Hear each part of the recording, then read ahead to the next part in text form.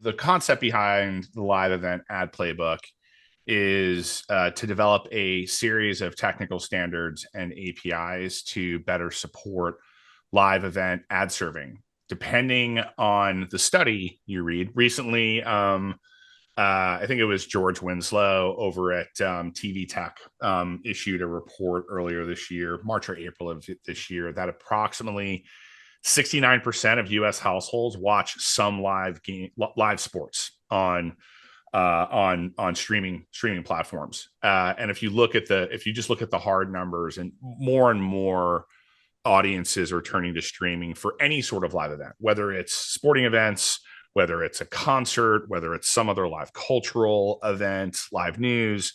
And there's been real challenges as audiences have migrated to consuming live content, particularly around things like live sports. The spikiness of audiences when a big event happens, that home run, that touchdown, that goal, that big moment on stage, and the ability for the industry to scale with those big spikes, those huge surges in concurrent audience, has proven to be a challenge where the programmatic landscape can't respond fast enough in its ability to effectively serve ads into those big spiky audience moments. So there was no better time like the present, because I think we all agree streaming is not going anywhere. If anything, it is just continuing to grow, not just in the US, but if you look at the trends globally, the same thing is happening across Europe, Southeast Asia, LATAM, where streaming is essentially becoming the new form by which consumers consume TV, including live events. So talk a little bit about the new concurrent streams API. How are these specs going to improve ad delivery? So how the concurrent streams API, there are four, just to clarify for everyone, there are four steps or four phases to the live event ad playbook, which the acronym is LEAP we're using. So here's a 4-letter acronym for your viewers. There's the concurrent streams API, which we've just released, and I'll talk about that in a moment. And then what we have coming up in phase 2 is a forecasting API. Phase 3 is we're standardizing pre-fetching of ads, so you can cache more of the winning ads at the edge for faster response times. And then the final phase, or it may not be the final phase, the working group may come up with additional things to build out after we get to phase 4, is what we call creative readiness. So ensuring that the actual video ad creative is streamlining the process to ensure it is compatible for live events specifically. Now, the concurrent streams API that we just released as the first phase of the live event ad serving playbook, it improves ad delivery reliability and the ability to consistently deliver ads during major live events, because it's a sidecar API. It's not part of the core RTB protocol, but it rides alongside the RTB protocol to allow publishers at the point of origination, their server-side ad insertion platforms, to communicate to their SSPs and then communicate downstream to their DSPs. It facilitates this clear communication through that supply chain regarding what the publisher expects as number of concurrent viewers at the peak. So it's effectively forecasting those spikes and troughs of concurrent viewers to allow the ad technology ecosystem, whether it be the server-side ad insertion platform, the programmatic endpoints of SSP, DSPs, to be able to manage peak traffic viewing effectively, so they can provision the technology accordingly if you're going to have this massive spike during the Olympics or the World Cup or the Super Bowl. Now, IAB Tech Lab got a lot of heavy hitters involved, like Amazon and NBCU. What was that like? What were some of the challenges in bringing all of these guys together? It's no different than the challenges we typically face at IAB Tech Lab. Like, our biggest challenge at Tech Lab overall is achieving consensus or majority support. I'm not a believer in necessarily consensus. Just consensus, you're never going to get 100% buy-in, right? I think we are largely pleasing our members with all of our releases, but there's always a few that aren't necessarily thrilled with everything we're doing.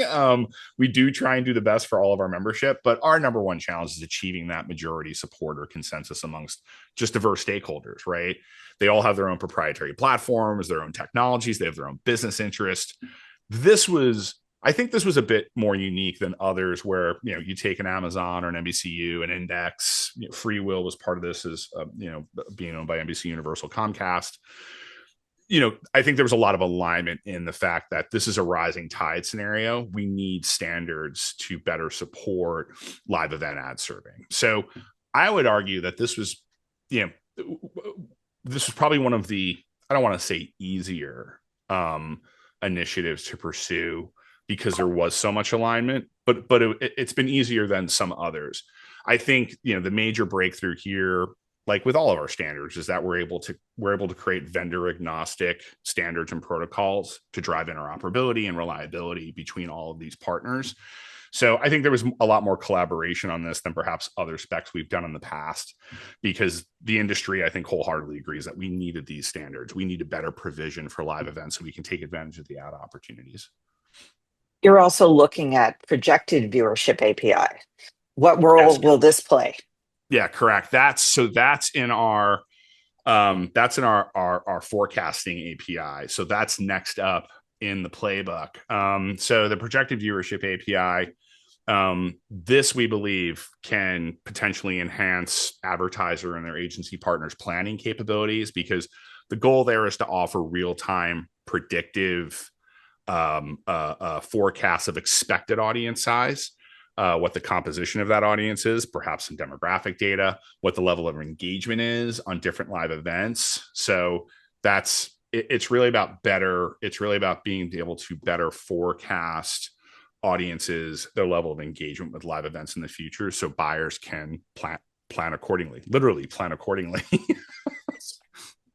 And finally, when will this live event ad playbook come to play? So we expect the concurrent streams API to be in use, in active use, certainly amongst the larger constituents. Some of the ones that partnered with us in driving the standard: Amazon, NBC Universal, Index, and Freewill.